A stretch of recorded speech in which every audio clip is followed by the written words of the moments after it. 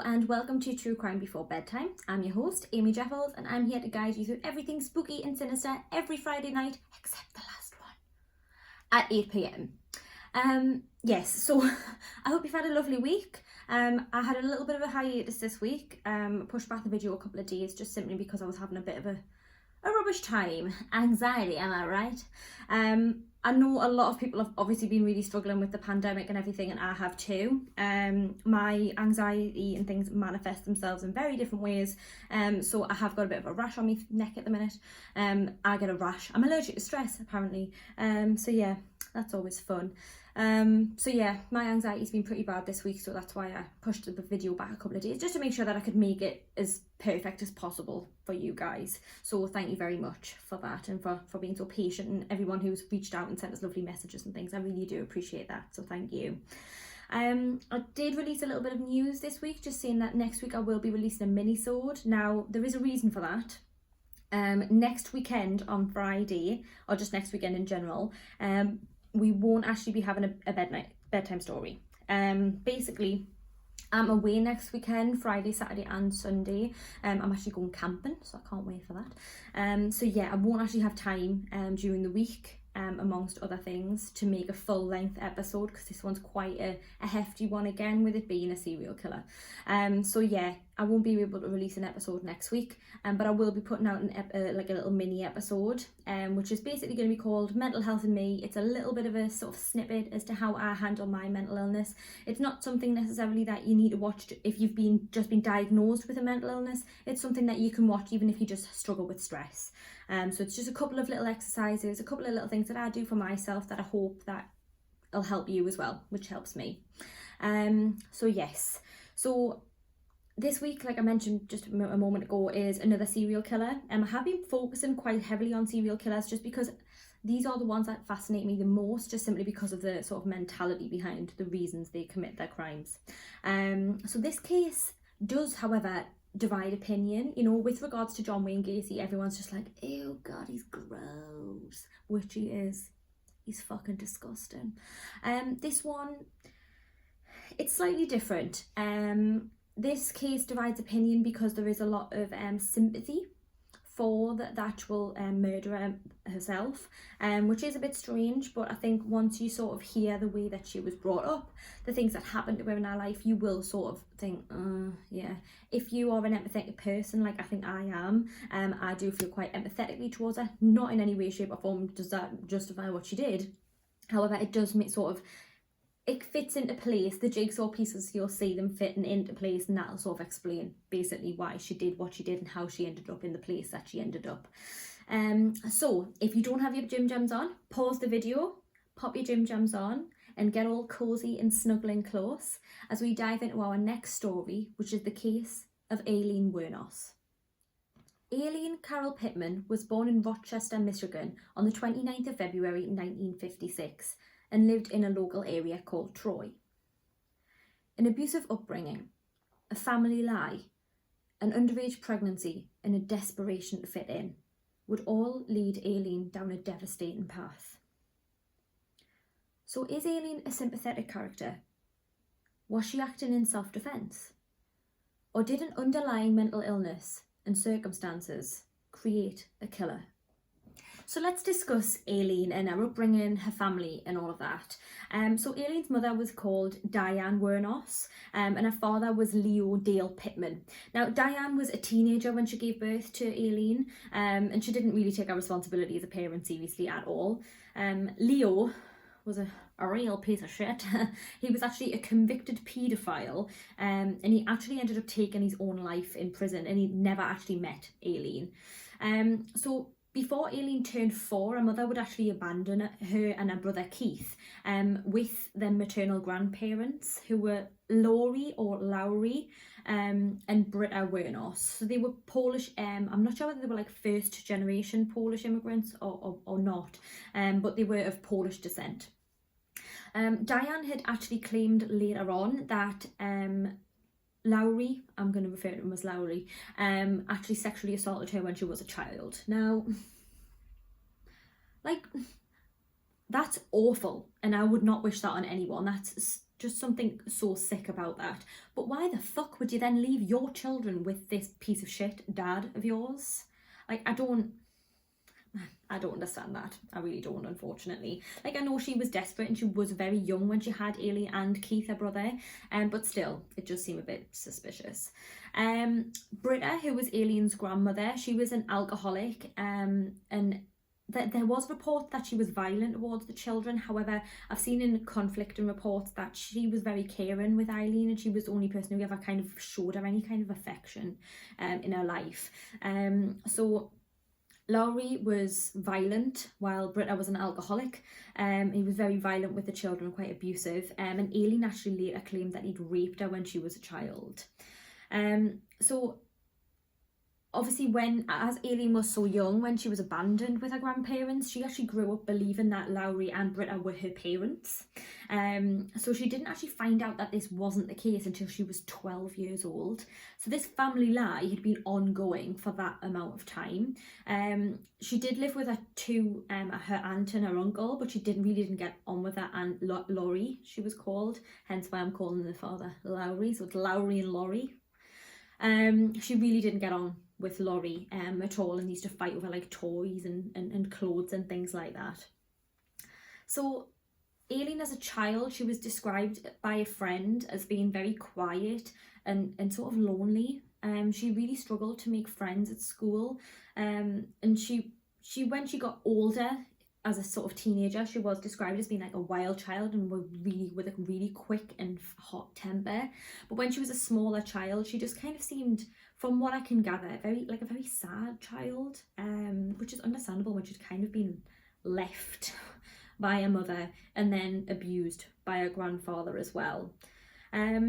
So by the time that Aileen turned 12, she had begun exchanging sex acts for cigarettes and small amounts of money. This was all performed in the woods near her home. The neighbourhood boys would actually call her the cigarette pig, which I just think kids are fucking cruel. They really are. And at this point, I mean, she obviously just had no self-worth.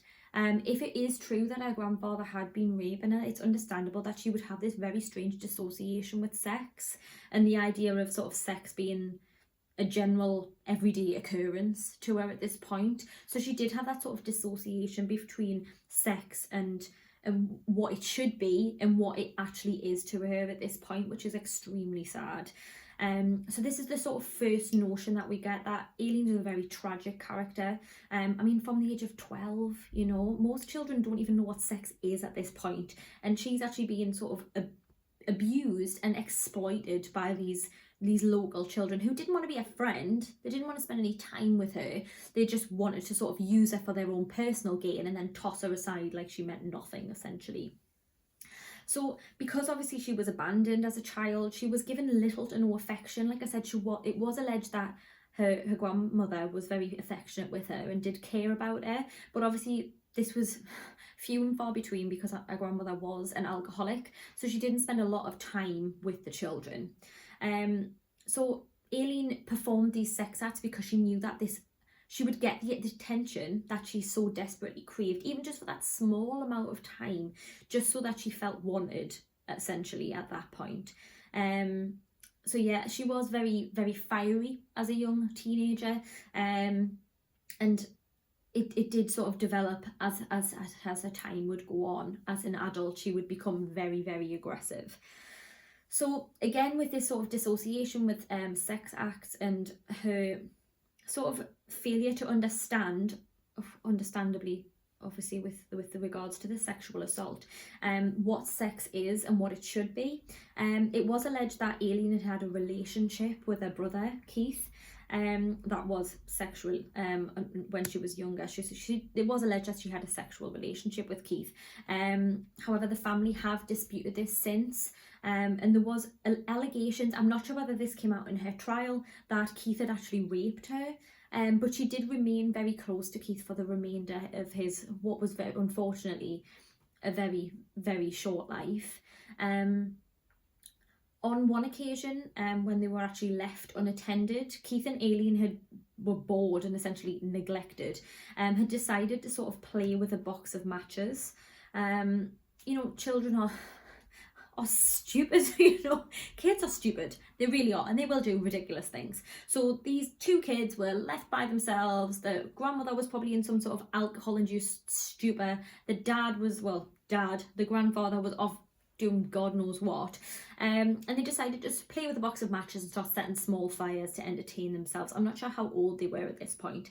Unfortunately, at this point, the fire became out of control.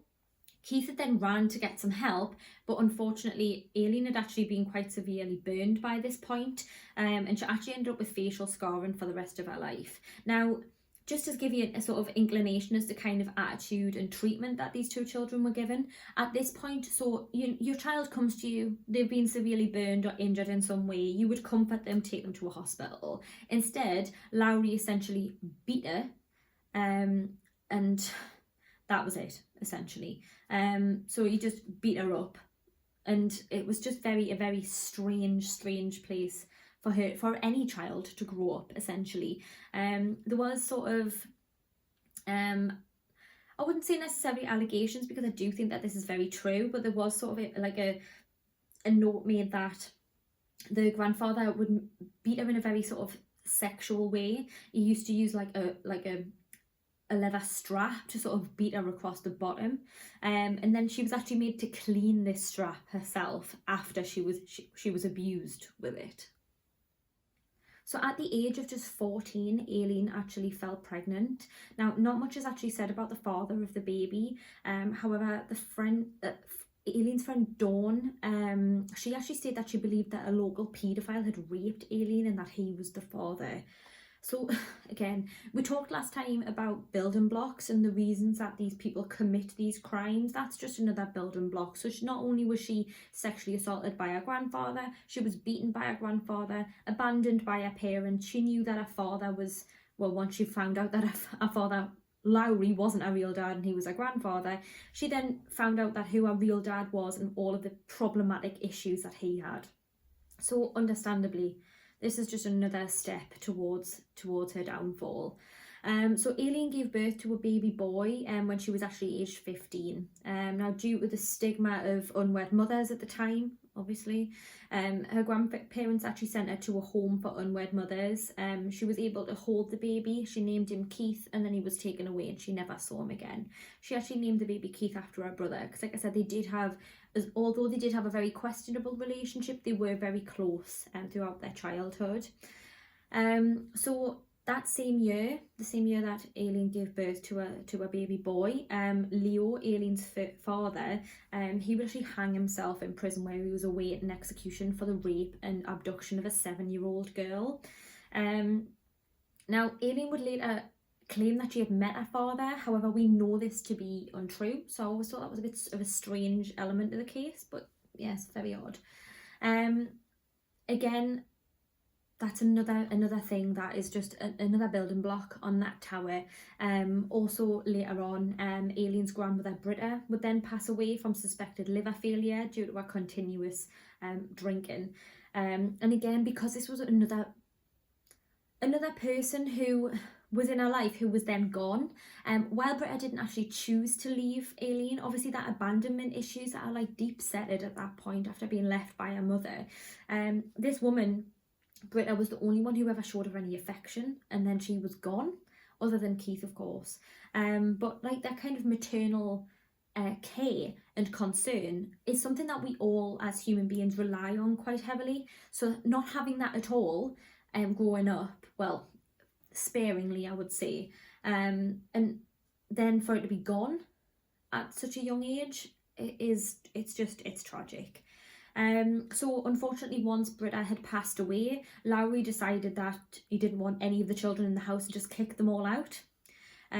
So Aileen actually then began sleeping rough. So she was sleeping in unlocked cards, she was sleeping in the woods at the back of the home, and I mean, this was all during winter, allegedly. So Michigan in winter is apparently extremely cold. I've never been there, but I mean, I wouldn't even want to sleep in the cold here, and I live in the UK. So awful, just a horrible, unbearable situation to find yourself in at such a young age. So Aileen had somehow managed to continue to attend school during this whole thing. But after there was an occasion where she was actually caught with marijuana in school, and the principal had said, you need to come to my office, we need to discuss this. She then just said, no, actually I quit school, I'm not coming back, and just left. So I can imagine, this is obviously just a personal opinion of mine, but you know what, I do love to stick my 2 pence in. I feel like she at this point probably felt like her life was pointless. She wasn't doing very well in school, even though she was attending all of the time. She'd been sort of stripped of any of her dignity by the local children, the local boys. She had no friends other than Dawn, who actually stood by her for the remainder of her life, which I think is really quite lovely. And Dawn is interviewed on Born to Kill, the episode about Aileen Wuornos, and she really does come across as someone who genuinely had so much love and care for Aileen. And I mean, in reality, she was probably the only person who was there continuously throughout her entire life to care for her. So Aileen began to sort of move around. She would hitchhike and use sex work as a way to get by. She was, of course, at this point, living a very high-risk lifestyle. That's not me saying that she's put herself in harm's way. I don't mean that. But sex work and hitchhiking are extremely high-risk lines of work, especially in a place where they're not, with regards to sex work, it's not legalised. So it's not sort of moderated as it should be. So she's travelling all over the place. She's using sex work. She's putting herself in harm's way because she doesn't know what else to do. It wouldn't be within her sort of her capability to go and get a normal job.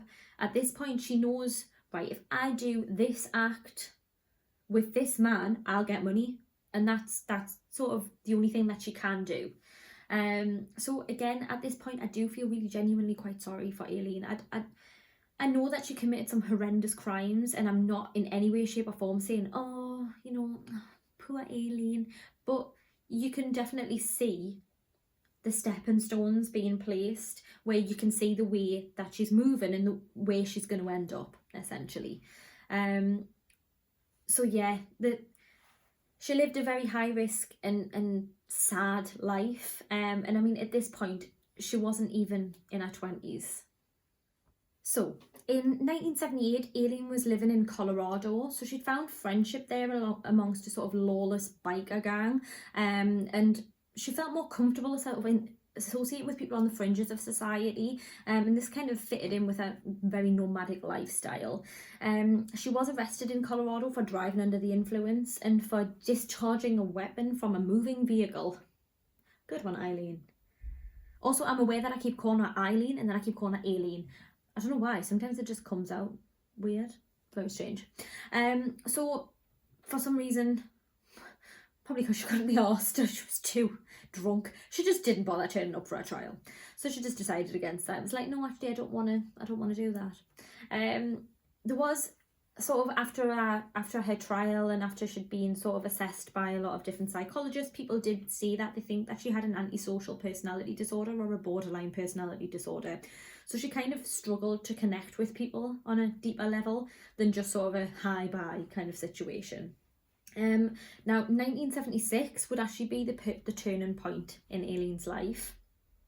So after the incident with police in Colorado and having a warrant out for her arrest because she didn't bother turning up for her trial, she decided to move to Florida in 1976, and this is where she met Louis Gratz Fell. Now, Fell was wealthy and he had a very high standing in society, and he was like enamoured with Aileen, and he thought she was gorgeous and she was beautiful and she was all of this. And they'd actually got married in 1976. Now, from what I can see here, he was a lot older than Aileen. I believe he was actually in his 60s. Now, there's nothing wrong with that. But when they are from two completely different worlds, it does seem very strange that they would settle down together. So he was kind to Aileen, and he would provide for her, and realistically this could have been a massive turning point in her life. This could have really turned everything around for her, but obviously because of this issue that she'd had in the past, Aileen had massive trust issues. She was aggressive, she would still go out and get into fights in bars, and she actually ended up getting she had obviously issues with alcohol as well, and she actually ended up getting arrested for a bar fight while they were together. And there was at one point he had actually confronted her about her behaviour and was like, basically like, this, you need to stop, this isn't good enough. And she actually attacked him with his own cane. I mean, come on, Aileen, stop it. Like, why would you? It's so cruel. So yeah, he actually divorced her, I think it was within 9 weeks, and ended up getting a restraining order against her because of her behaviour and the way that she was. She actually attacked someone during their relationship with a pool cue in a bar fight. So she was still going out and getting into these massive bar fights, whereas he was this sort of high standing member of the society and basically thought, I can't have you going around behaving like this because you're making me look bad, which is kind of fair enough, you know. It was also in 1976 that Aileen would actually find out that her brother Keith was dying. He died of throat cancer, and it's just tragic. He was only 21 years old at this point, and no wonder, like, she went to hell and back this year. Her grandfather Larry also died that year from suicide. So understandably, because of this amount of trauma, she then decided that she was just going to go back to her normal lifestyle. I'm going to go back to sort of committing these crimes. I'm going to do what I want, and basically just sort of just shut down and went completely downhill from that point.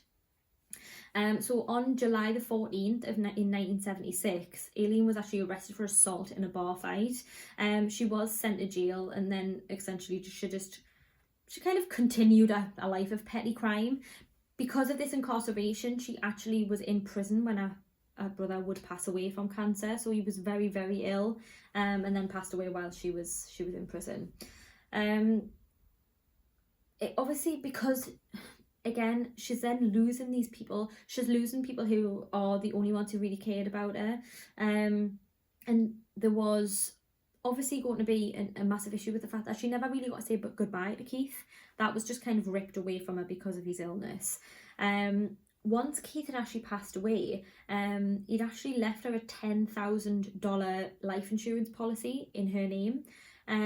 So typical Aileen, she could have used this money. This is what I mean by with regards to, you can be a victim of your circumstances, but there is certain aspects of this that you need to kind of take responsibility for. So she, instead of using this money to sort of put down a down payment on a house, to buy herself a car so she could go and buy, like, drive places, she did buy a car, but she ended up just paying a fine, like a DUI fine, and then she bought this car, which she then wrecked like weeks later, and within a month the money was essentially gone, and she was right back where she started, back to sex work and back to, you know, committing petty crimes to get by. So in 1981, Aileen escalated from petty crimes to actual armed robbery. She robbed a convenience store while drunk, and she was put in prison for 3 years, which she served in full. Now, there was a sort of speculation that during this time when she was actually in prison, she was in a women's prison. So this was the point when she started to sort of question her sexuality. Now, she had always obviously gone to male johns, as they call them, which is basically someone who pays women for sex work. However, it was sort of brought up that she may have been questioning whether she was bisexual. So she did also obviously find men attractive, but she also had feelings for women also. In 1983, Aileen was released, and she immediately returned to a life of crime. It was actually in June of 1986, so that's 3 years after she was actually released from prison, that Aileen would meet someone who she would fall madly in love with, and this lady's name was Tyria Moore. I will refer to her as Ty moving forward. But yeah, she was a very, very important and pivotal part of Aileen's life story. They met in a gay bar in Daytona Beach in June 1986. Ty was 24 years old at the time, and she was actually working as a hotel maid in, I think the hotel was called the Casa del Mar. They spent the night together, the night they met, and they became a couple from that point forward. So her relationship with Ty doesn't seem to be that sort of tumultuous. It wasn't very violent, it wasn't abusive or anything like that. It was just a very dependent relations. I would say they were very codependent on each other. So Ty gave Aileen what she'd been craving, which was essentially just attention and that care and love that she'd been looking for. Now, Ty gave her structure, essentially. They would move around in lots of different motels. However, they always sort of stayed together. They were a couple for many years. And then that sort of stability was basically what Aileen had been craving. Unfortunately, it just wasn't from... I believe Aileen was madly in love with Ty. And Ty had actually said at a later point that they were more like sisters. So I'm not sure whether it was a very one-sided relationship, but it does seem like there was some sort of disconnect there between the two of them. So Ty claimed in interviews after Aileen's arrest that she disapproved of Aileen's sex work.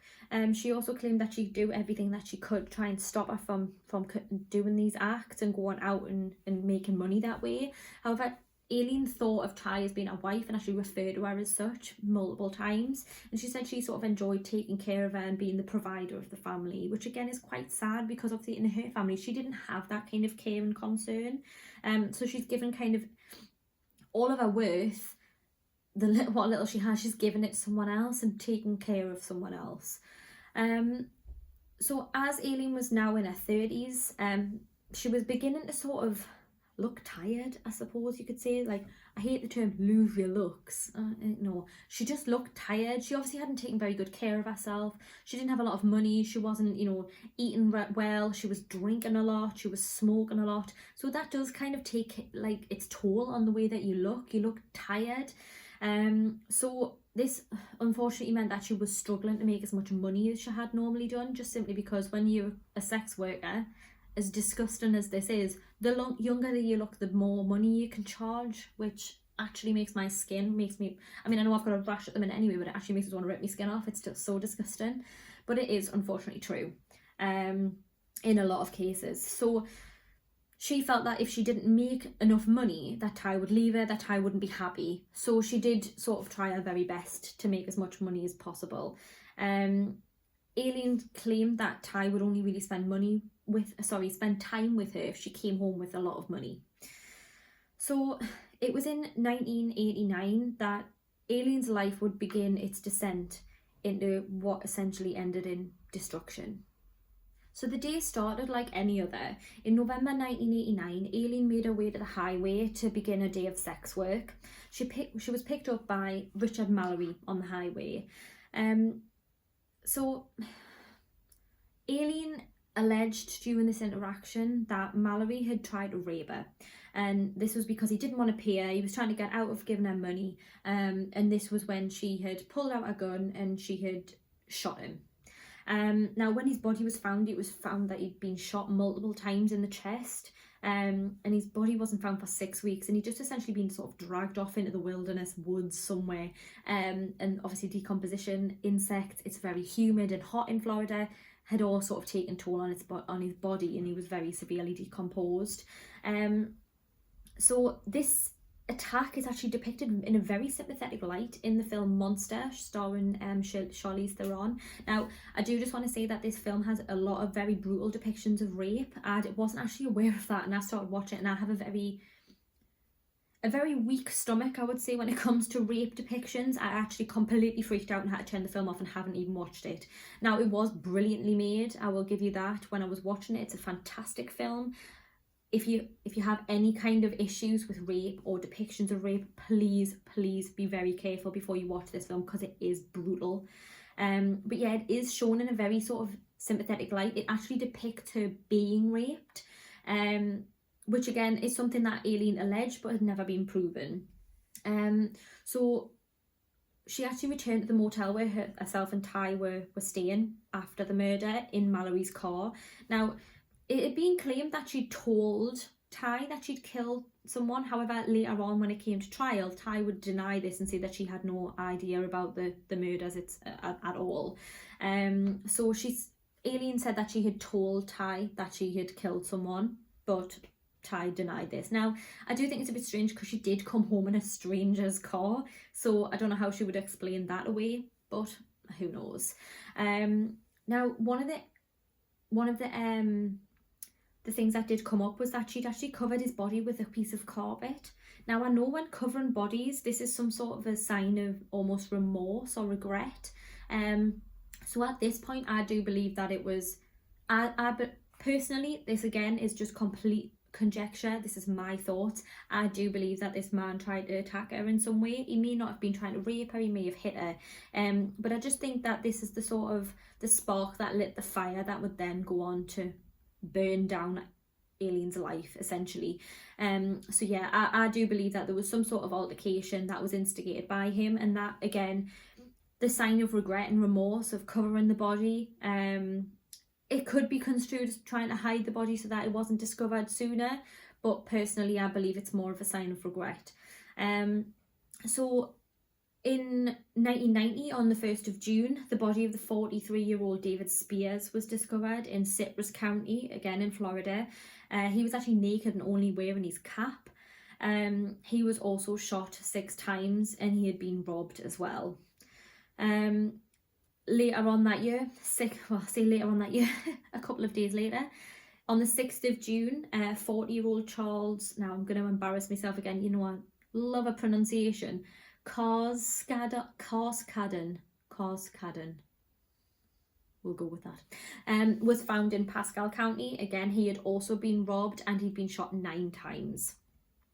Now, there was a car found that had been sort of crashed on the side of the road, and 2 women had been witnessed leaving the car. So it had been crashed on the side of the road, it was wrecked, the 2 women had abandoned it, and the car was identified as belonging to 65-year-old Peter Symes. Now he'd been missing, I'm assuming, but they never actually found his body ever. And the car was identified as being his. There was 2 obviously like composite drawings of the 2 women who were seen leaving the car, and they were both put out, and I believe that there was some sort of inclination that it could have been Aileen. However, no arrests were made at this point. It was just a kind of, we'll keep an eye on that situation moving forward.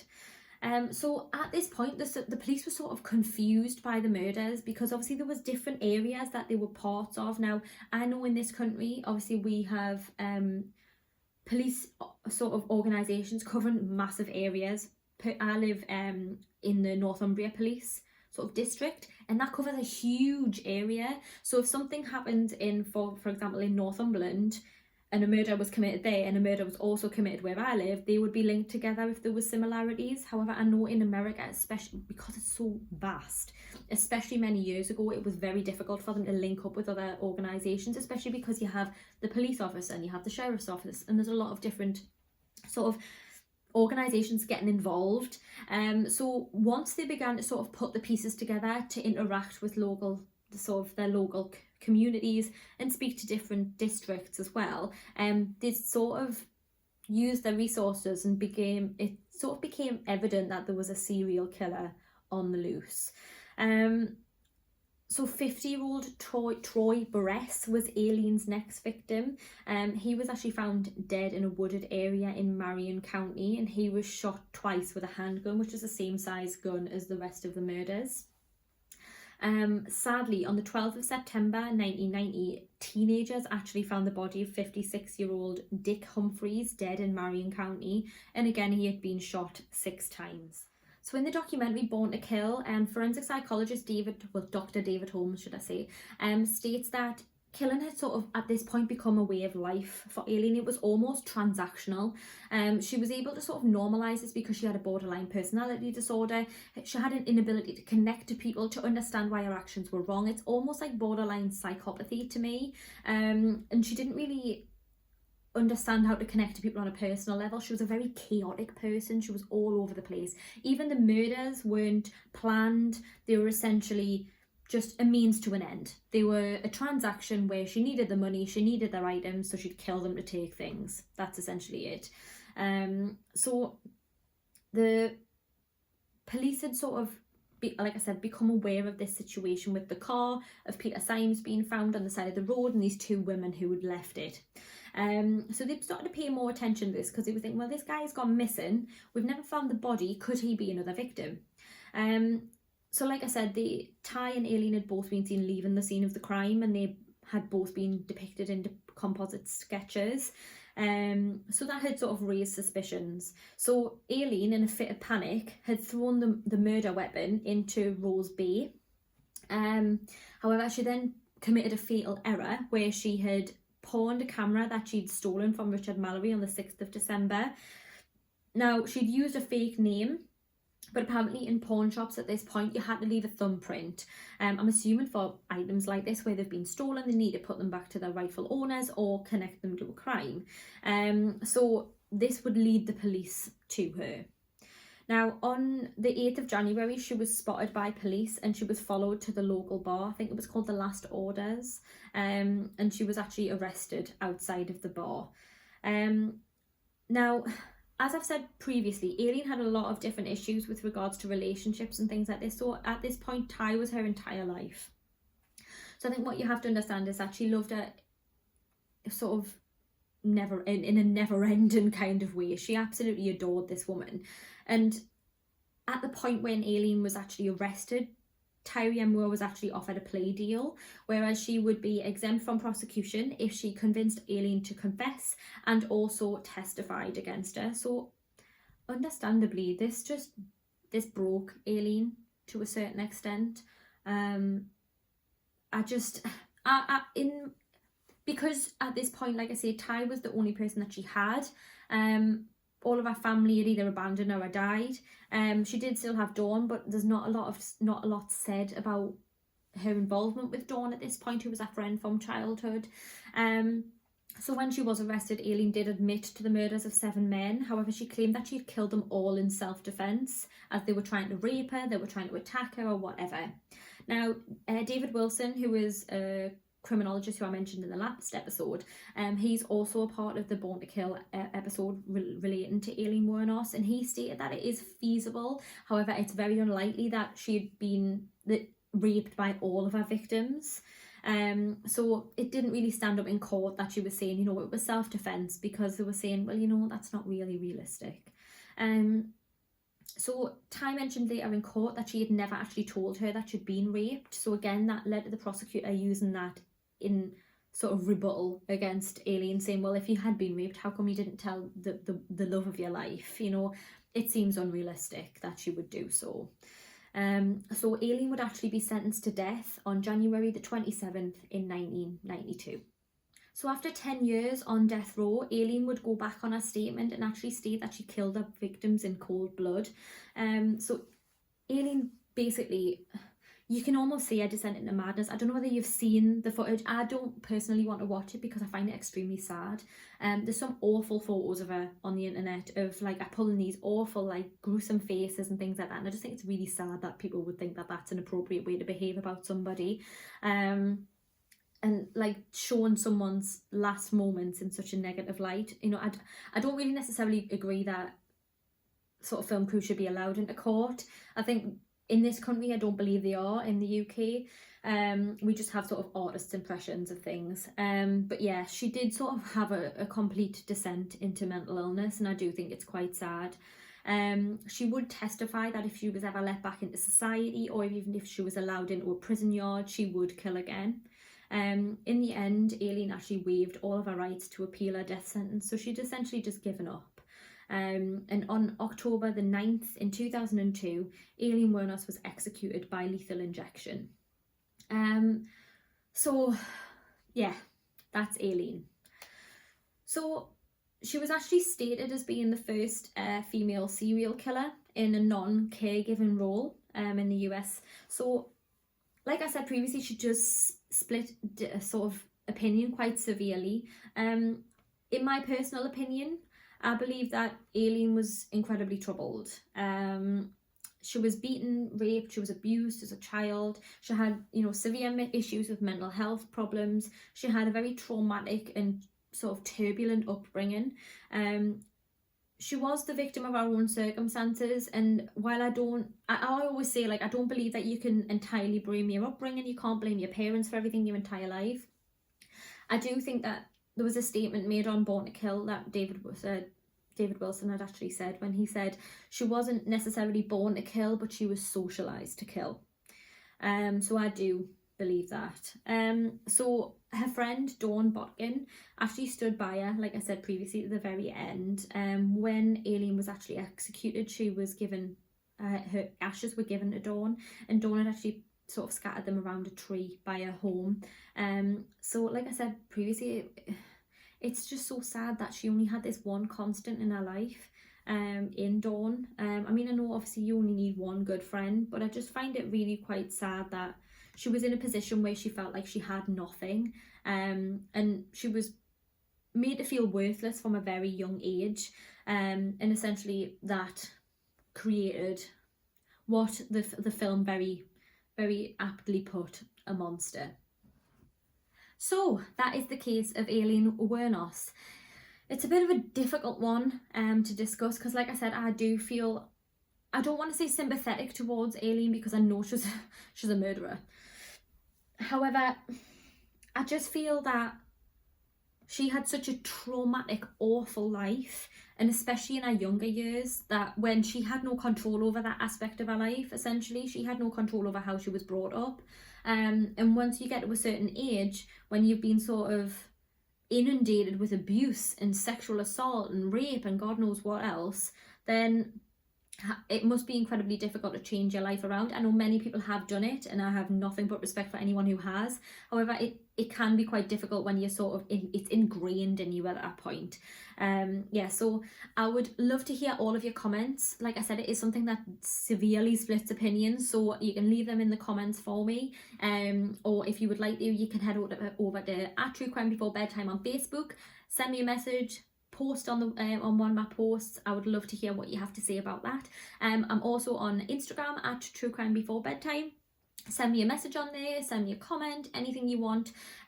Also, if you haven't already, please go and subscribe to the channel. I just hit my 200th subscriber the other day, so that was really exciting. I was like sitting in the bed at my fancy hotel the other night, like, yes! So thank you so much for that, and thank you for everyone who's subscribed so far. Honestly, I love doing this. It really does make my week. If you want to like and share the video, please go ahead. Fling it far and wide. The more people, the better. We get into a little sleepover club on a Friday night. So yeah, like I said before, just a reminder, we won't be doing a full-length video next Friday. However, I will be releasing a mini-sode in the middle of the week, so I will be uploading that on just a little update as to when I'll be posting that on Facebook and also on Instagram. So I hope you have a lovely rest of your night. If you have any suggestions of any cases that you want me to cover after next week, please feel free to send me a message on the Facebook page or the Instagram page. But in the meantime, I hope you have sweet dreams and good night.